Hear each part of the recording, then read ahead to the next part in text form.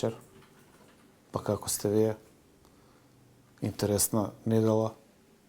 Расположени? Многу работи се случуваат. Просто човек да се чуди дали живее во реалност или во паралелен свет, или во циркус. Медрано. Се шегувам. 9-та епизода Cyber Команда во класичен термин 21:30 на Infomax YouTube каналот. Јас сум Филип Петровски. Благодарам што редовно не следите. Вторник сум нели ководител во тешки муавети. Последните две епизоди овој вторник и минатата недела вторникот беа феноменални.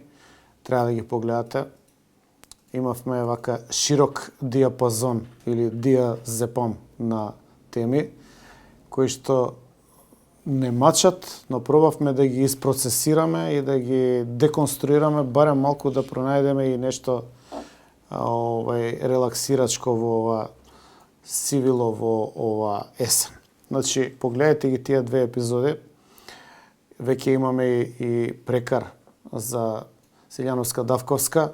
Нели, ако беше Иванов фикус, а Пендаровски филодендрон, вие гласавте предминатиот вторник и одбравте дека новото име, бидејќи нели сите председатели се до тогаш на Македонија, сега на Северна Македонија се декорација и народот се послужи со такви имиња кои што би ги опишале како домашни цвеќиња и вие изгласавте дека новото име, односно новиот прекар ќе биде Сан Северија.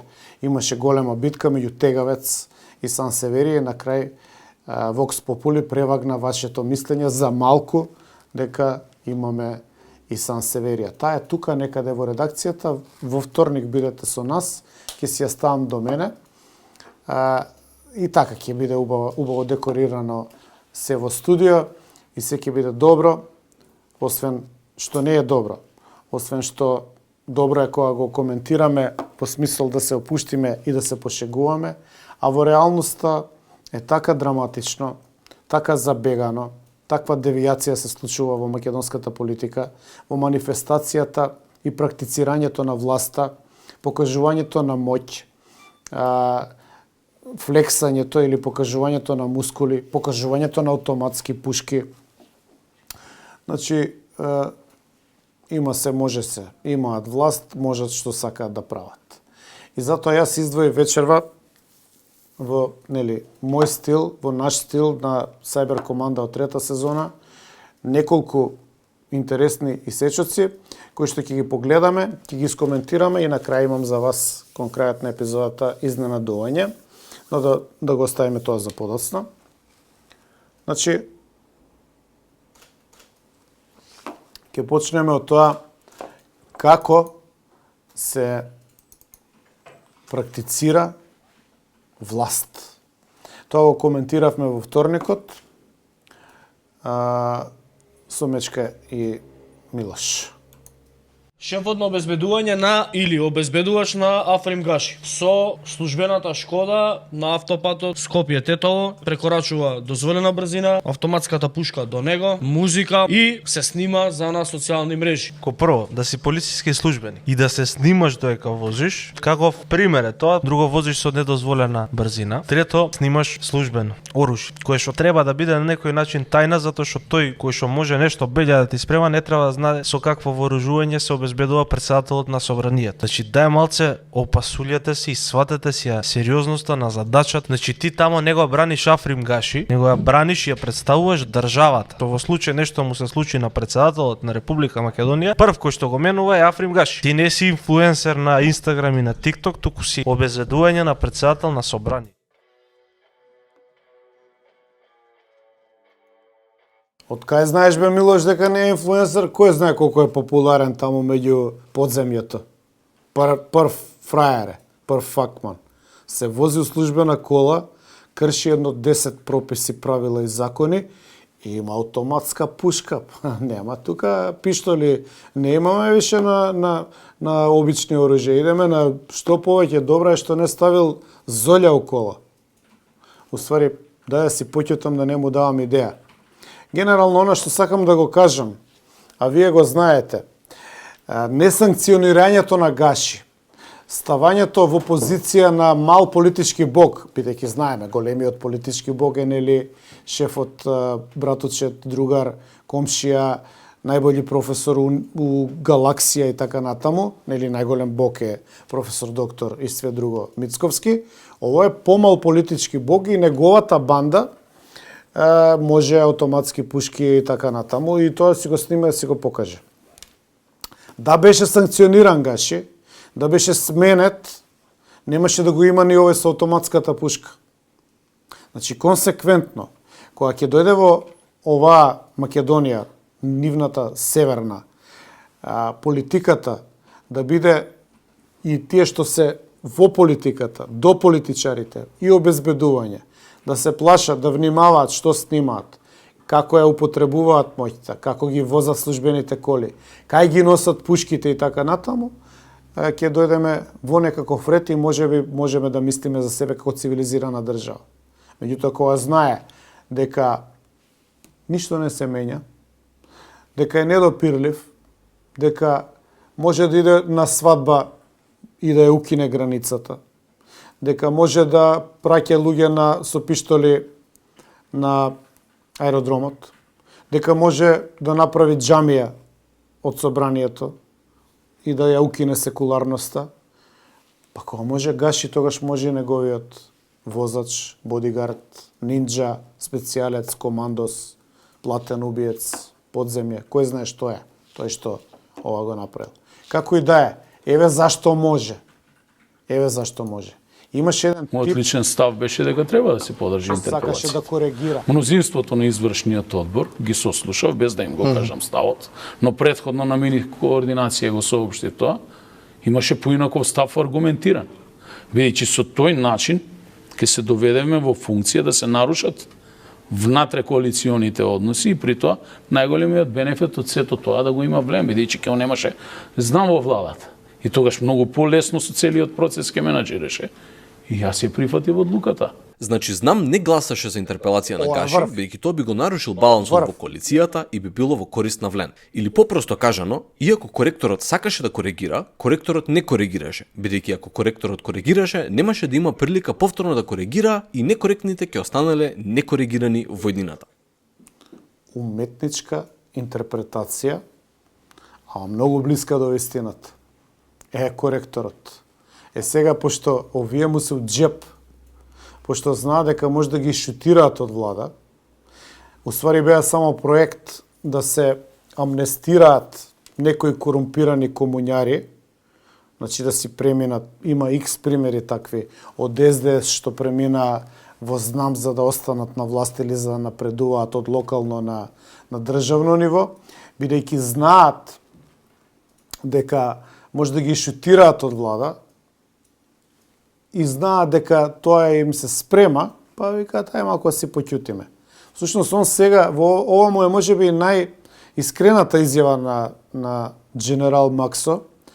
Практично вика, ние сме ништо, ние сме декорација во владата, па барем да го искористиме моментов што имаме министри, платички, привилегии и така натаму, па овие Влен нека прават што сакаат да прават, затоа што ние сме декорација и ние не смееме ни да писнеме. Се она што беше претходно знамиња, ако има ние ќе се повлечеме, тоа беше глума. Сега се натерани во ќош, соблечени им се гаките и свртени се со грб према Влен. Ај сега да не бидам подиректен, нели? Наведнати под каков агол. Значи, тоа е идејата. Едните се газди, другите се слуги. Овој си признава дека не смее да писне, дека ќе лета. А овој другиот со автоматска пушка, Scarface филм, главни у државата, нема граница, идеме Косово, ваму таму. Што мислите, дека друг пат имало граница за таа службена кола? Дека ако прошол со цела поворка, не знам колку, 5-10 коли, за на свадба и никој не смел да ги пипне, дека ако идат сами и ако транспортираат некои сомнителни субстанции, дека некој ќе ги заустави со автоматски пушки. со легитимации, со ротации, со значки полициски. Тие се газди. А овие се слуги. И дека се работите точно такви какви што ги опишувам, имам дополнителни видеа кои што објаснуваат точно како стојат работиве во државата и другите органи како се однесуваат пред. Добро, ние само колоквијално го викаме помал коалициски партнер влен. Всушност би било исправно да кажеме поголемиот или газдата во владата, или шефот, или нели, одозгора над сите. Но мала дигресија. Има таму едни луѓе судени за 27 април. Да видиме што викаше. Вас, граѓаните, понекогаш кога ќе се најдете неоправдано во судот пред лицето на правдата. Тука мала пауза, режија, да објаснам. Значи, тука имаме Македонија повторно Гордана за председател, нема Северна, нема овој, како се викаше, Джани Версаче, Джеки Версаче, како го вика овој, Александра? Джеки Версаче? Како ви? Шенки Версаче. Значи, нема Шенки Версаче, нема Северна, сите се горди, сите се расположени, ке ве браниме, ке ве ова, ке ве она, и еве што вика нашата преседница на Северна. Односно на неправдата. Многу ви е важно дали има шанса од една кочница што се вика помилување. Помилување? Помилувањето не е случајно, има долга историска традиција. Го користеле кралеви, кралици, председатели. Ама, кај нас, мислам дека не се користело кога треба или се злоупотребувало кога не треба. Значи, потребно е во името на правдата, во името на етиката, во името на моралот, председателот понекогаш да се одважи и да посегне по една кочница во однос на судот. Јас тоа ќе го направам и честопати го повторувам, особено кога ги имам на ум обвинетите од 27. Браво! Браво, председателке. Страшно ме погодива судбината, ќе посочам да речеме на Јане Ченто. Заре можно судбината на неговиот дедо да се повторува во 21. век можно ли? И во современа Македонија? Истражив, бидејќи ме интересираат случаите, ниту еден од нив тамо не посегнал по сила. Тие кои посегнаа по сила се надвор на слобода. Дали е тоа правда, се прашувам јас. Замислете да бидете обвинети за организирање на терористичка закана или за рушење на уставниот поредок на Македонија. Па тоа е познато, последиците ќе ги чувствувавме до ден денеска, ако имаше таква закана. Не, ја смислија и ја измислија, сите знаеме зошто. Може ли да има почит кон држава во која обвинетите добија над 200 години казна? Не може. Тогаш ние сме најтерористичката држава во Европа. Но не е така. Значи, не можете да бидете горди на тие судии, на тие јавни обвинители, на таквите пресуди и на таквото судство. Ама некој требаше да ги коригира последиците од ова. Требаше, председателке, требаше. По нивните семејства, а и ако сакате, по сликата за Македонија. Браво. Какво предавање факултетско, теоретско, потпрено, како што сама велите, председателке Сан Северија, на ваше истражување. Терористичка организација, Ченто, Менто, мора државата, не можеме горди да бидеме, напишано Македонија. И што се случи? Што се случи? Го пуштивте Ченто? Нели повикувавте дека не е праведно, дека сме терористичка држава, според тоа како ги третираме нашите првенци или патриоти или борци и така натаму. Иако, нели, се уште никој не се смелува да зборува отворено за 27, што на вистина се случи на 27 април 2017, но не се, за тоа во друга прилика. Што обидна со Ченто? Таму е кај што беше и пред да дојат. И другите. Исто, сите до еден се таму. Ама, затоа, Шенки Версаче е амнестиран од вас. И многу е симпатично како се правдавте зошто е амнестиран.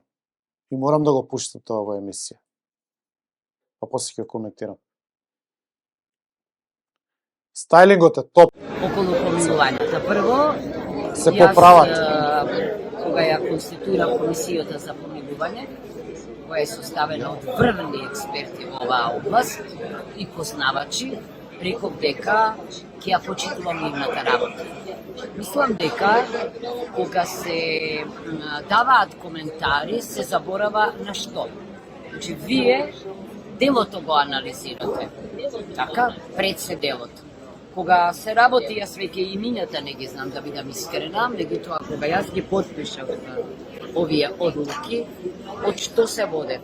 Се водев од тоа дека во првиот случај, не го знам ни името како беше, да бидам искрена. А не го знам името. Делото е, пресудата е 1 година и 3 месеци. И делото се однесува на поседување, неовластено поседување на оружје и на 5 куршуми. Само 5 куршуми. Веројатно Само тие 5 се куршуми. воделе од ова. Па се убива ли човек со 5 куршуми? Личноста знам која е таа личност, но зборувам јас за работата на комисијата. Кај вториот Мало е случај делото, се работи за требало да има 500 куршуми. дело кое што е врзано со насилство или на некоја наплатна станица, некоја типачка. И Некој епал таму пресудата некога, казна бе, да е глупости. 6 месеци. Веројатно тие се воделе од ова, заменувајќи ги обете, кај првата е година и 3 месеци. Значи, кога ги замениле овие казни со условна од 3 години. Да, личностите се навистина интересни, во негативна смисла на зборот, тоа е факт, сега гледам јас тоа, но јас се велам дека тие се Сега воделе гледам. од конкретните дела. Предпоставувам дека има начин, значи, да се санкционира, бидејќи да било делото членство во сторнички здруженија, не знам какви опасни, веројатно поинаку би било. Значи, јас почитувам знаење, да, јас подпишувам одлуки, меѓутоа, јас велам дека никогаш нема директно да се мешам во работата на комисијата. Точно е дека го имам последниот збор, но молам да се има ова во пред.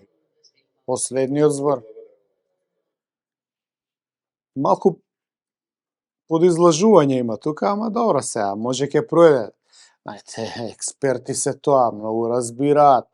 Вие обичен народ, кај знаете вие што е казна, што се 5 куршуми? И ми искача Калајджиев и вика, да, ние даваме мислење на последниот збор на председателот. Искача Веста, после 2 дена ја нема. Избришана на еден портал. Ама оставена е мета трага, пошто се акумулирало у агрегати и насловот стои со слика. Што сакам да кажам? Наместо ги ослободи овие 27 април, она ослободува некои циркузанти. Искрено, ја не ни знаев дека постои лик во Република Северна Македонија, кој што го викале Шенки Версаче. Кога ги видов сликите, просто незгодно ми падна што ги видов сликите. Значи, да таков лик добие предност пред Јане Ченто, за кој што истава господја зборуваше, кој имаше она плакати Македонија горда, кој требаше, нели, манипулацијата да биде во полн сјај, и место Ченто и екипата да се ослободат овие, па да се правда комисијата, ми кажала, па малку било, па само 5 куршуми и оружје и така натаму. И од озгора на се, утре дента го апсија. Еден од тие што ги помилува.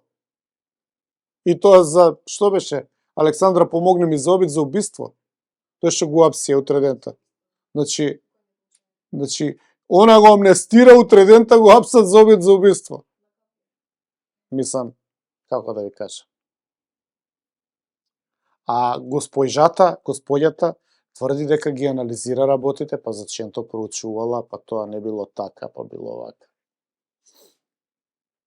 Што сакате бе да ни кажете со ова практицирање на власт? Дека можете што сакате да правите? Дека ослободувате криминалци, се плашиме за нашата безбедност, за безбедноста на нашите деца, дека лажете, дека сте манипулатори. Што е идејата на овој циркус што го предизвикувате постојано? Мене не ми е јасно.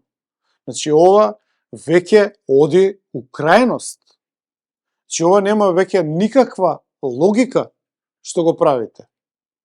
Еве да видиме уште нешто од корпусот. Значи, поврзано со циркусот, со амнестиите на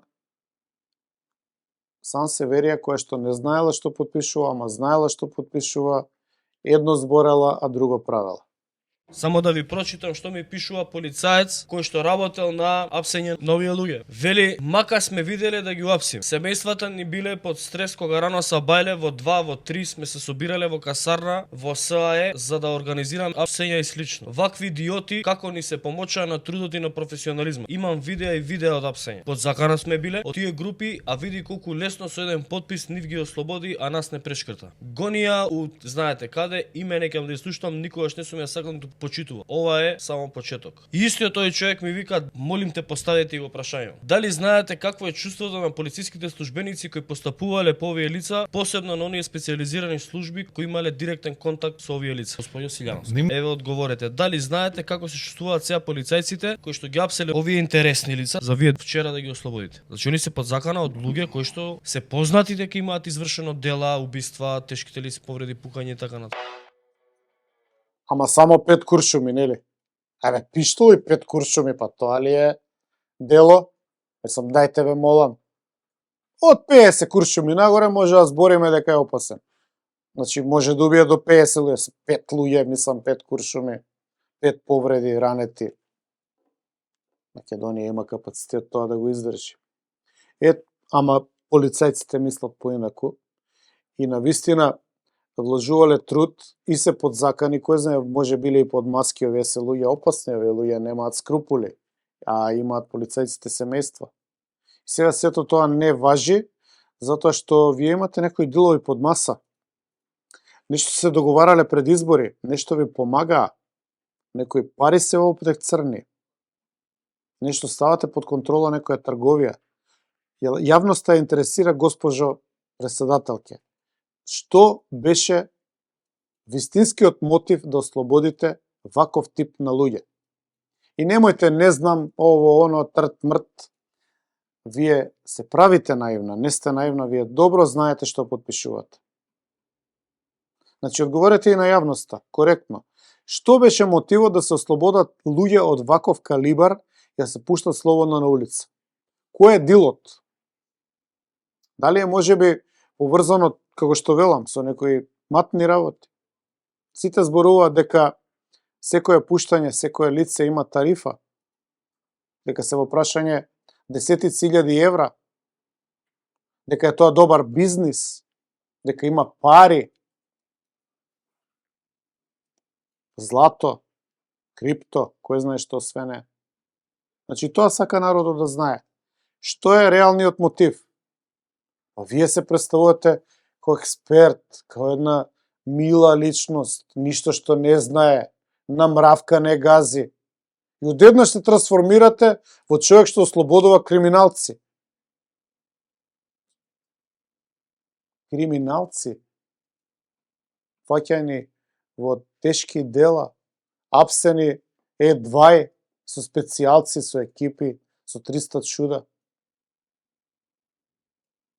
кои што ви се заблагодаруваат јавно, велат, фала председателке, вие сте прав бисер, вистински бисер во македонската политичка круна. Народот не мисли така. Така што, Ја би го затворил овој дел со Силјановска. Мислам дека доволно материјал ни даде за една недела и убаво би било да тука од прилика негде ја заокружиме емисијата со овие извадени видеа. Имам уште едно за вас пред крај. Само сакам уште една работа да искоментирам. Не знам дали се сеќавате на Марковски.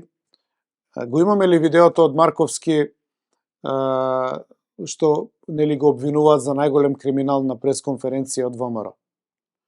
Тука ќе ви го пуштиме тоа видео, да го видите, видеото од Марковски, односно за Марковски компанија. Ја не ги знам луѓето кои се. Значи, сме ги дознале, сме слушнале за нив на пресконференција на ВМРО, односно Александар Николовски и неговата карактеризација за тоа, за каква криминална структура, кримогена, мафијашка се работи. Така, барем, кажува на тој прес, на таа серија пресконференции која зборува нели, за оваа компанија. Оваа пресконференција е продолжение на скандалот кој што го објавивме во однос на рекордниот криминален тендер за ископ на јаглен и јаловина во рек Битола за почесниот конзул на Белорусија Борче Марковски. Продолжуваме со нови криминални детали. Би сакале да го прашаме менаџерскиот тим на Електрани на Македонија и особено 6 лица подпишани на договорот за јавна набавка кој што сакам повторно да ги прочитам. Пеце Матевски, Златко Алексовски, Драги Крстев, Владо Котевски, Димитар Петковски и Васко Јосифовски. Кој е нивниот мотив, или да бидам попрецизен, кој е нивниот финансиски интерес со цел да спроведат и да подпишат ваков тендер? Дали разликата од 30% помеѓу избраната понуда и најниската понуда е можеби мотивот за овие 6 лица, директори во рек Битола, да подпишат ваков криминален тендер, а претходно да постават критериуми кои што одговараат само на една компанија?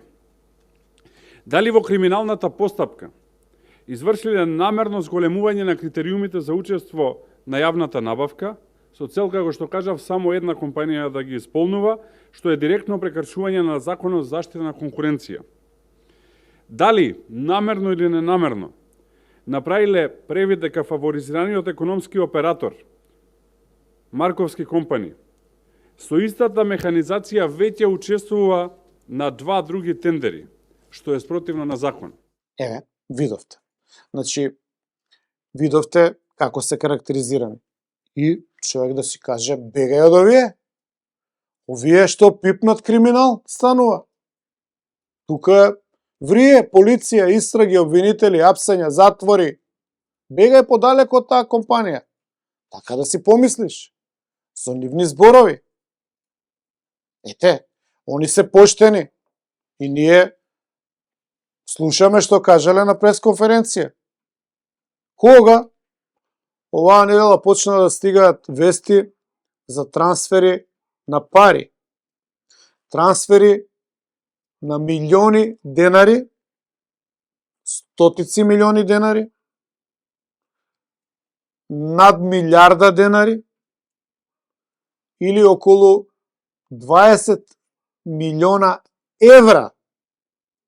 Значи, на таква, според нивни зборови, криминална фирма, структура, што само тоа прави, они префрлуваат скоро 20 милиона евра трансфер.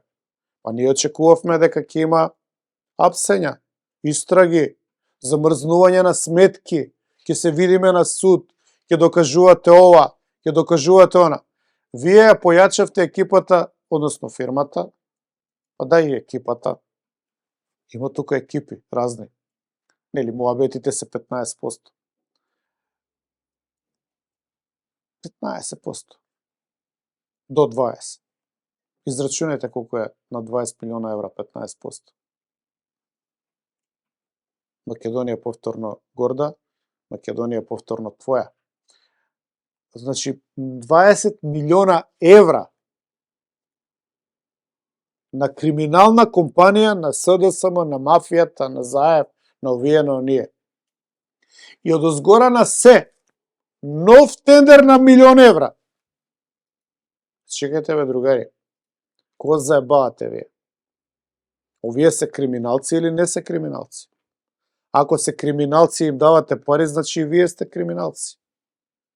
Ако не се криминалци, значи сте лажеле да се доберете. Или она народското најчесто што е најблиску до вистината, проработи процентот, се договоривте колку треба, како треба. Како и да е, не е добро. Вака не се води политика, вака не се стимулира бизнис, а ако има криминал, вака не се отпира криминалот со 20 милиона. Туку се истражува криминалот. У една Хрватска, која што е за нивна среќа дел од Европска унија, за 20.000 евра има истраги и да ту притвори. И државни службеници, и директори, и приватни фирми, само ако се допрени државните пари. За 20.000 евра. Овде 20 милиони евра во фирма која што видовте пред малку е окарактеризирана како тешка криминална структура од сегашниот министар за транспорт и врски, кој што е и висок партиски функционер на Мицко. Каде е вистината? Заклучете сами. Сега, бидејќи ние усвоивме уште еден добар, ефикасен и многу интересен модел на прикажување на работите што ги гледате, сублимирани на едно место, од режија и овој пат ни спремија еден многу добар материјал, 10 минути, сублимат. Ова ќе биде втор дел, што рекоа дека ќе прават, а не направија, и што всушност прават. Погледајте. Помина уште 7 дена влада. Сигурно нашите горди патриоти ја прифатиле нашата критика и се коригирале. Со кој подобро да почнеме, освен Максим Димитриевски, коректорот? Третата политичка сила, која што сериозно веќе е позиционирана со оваа подршка, треба да има поголема подршка кај граѓаните со цел да биде коректив и на власта и на опозицијата. Коректорската кариера добро му почна. Кога се истакнува албански знамења во владата, тој следното го изјави. Ако продолжи таквото однесување, што ќе направиш? Нема да бидеме дел од владата, бе. Тоа ќе направам. Ќе излезеш од влада? Па нормално дека еве да те прашам. Нема да дозволувам како лидер на нова политичка партија да ни се случуваат вакви нешта со кои што се покажува елементарно непочитување на државата. Промена во однесувањето на Влен немаше. Тие продолжија да тераат паралелна влада и да истекнуваат албански знамења, а Максим остана во владата. Че знамето слободно нека се вее, знам нема да излезе од влада. Тоа е одговор што го добив. Тоа е ваша констатација, мојата констатација, почитуван Арта, веќе ви ја кажав. Не ми смета, го почитувам и албанското и сите други знамења во државата. Но сигурно кога дојде на дневен ред апелацијата на Гаши, знам ги истакна своите коректорски квалитети. Будно ќе следиме работата на колегата Гаши, придавањето свечена изјава по преземањето на должноста претседател на собранието. Движење Знам смета дека дефинитивно е прекршен уставот, кога според сценариото требаше да се одаде минута молчење во спомен на жртвите. Организаторите ја надоградија и со молитва во која учествуваше председателот. Секако дека ваков чин во кој учествува еден пратеник, и тоа првиот меѓу сите нас, не беше порака за поздравување. Дека Македонија и по идеја и по устав е секуларна држава. Врска со инцидентот на меѓународниот аеродром во Скопје, во кој беше инволвирана председателката на Косово, став на Движење Знам е дека спикерот на Македонското собрание за волја на вистината можел да постапи помудро. Меѓународен инцидент, прекршен устав и прекршена секуларност на државата. И пак гласаа против интерпелацијата на Гаши. Движење Знам му дава подршка на председателот на собранието за понатамошно извршување на функцијата и ќе гласа против интерпелацијата. Малце нелогично од страна на коректорите, но еве го главниот коректор да ни појасни. Мојот личен став беше дека треба да се подржи интерпелацијата.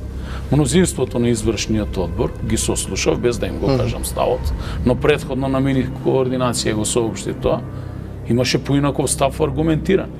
Бидејќи со тој начин ќе се доведеме во функција да се нарушат внатре коалиционите односи и при тоа најголемиот бенефит од сето тоа да го има Влем, бидејќи ќе немаше знам во владата. И тогаш многу полесно со целиот процес ќе менаџираше.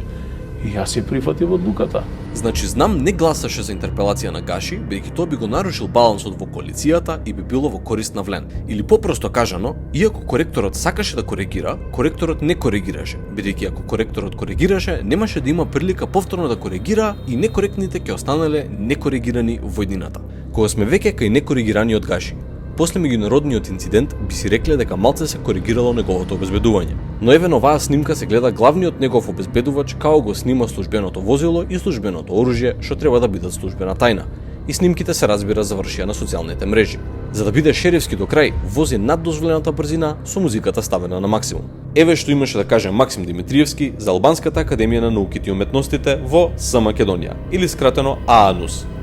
За мене и за целото раководство на Знам, апсолутно оваа иницијатива е неприфатлива и ние никогаш нема да поддржиме иницијатива за формирање на паралелна академија на науки и уметности. Но коректорот повторно не коригираше и академијата се формира. Премиерот ово имаше да го каже на темата. Знаете како знаеме која е целта да се формира паралелна институција на МАНУС? И добро, и ќе се формира невладина организација, паралелна институција, што? Како мислите ќе се формира? Па еве, вие викате, невладината организација, некоја, не знам која, ќе биде финансирана од тие општини. И што ќе... А можно и ние да грешиме.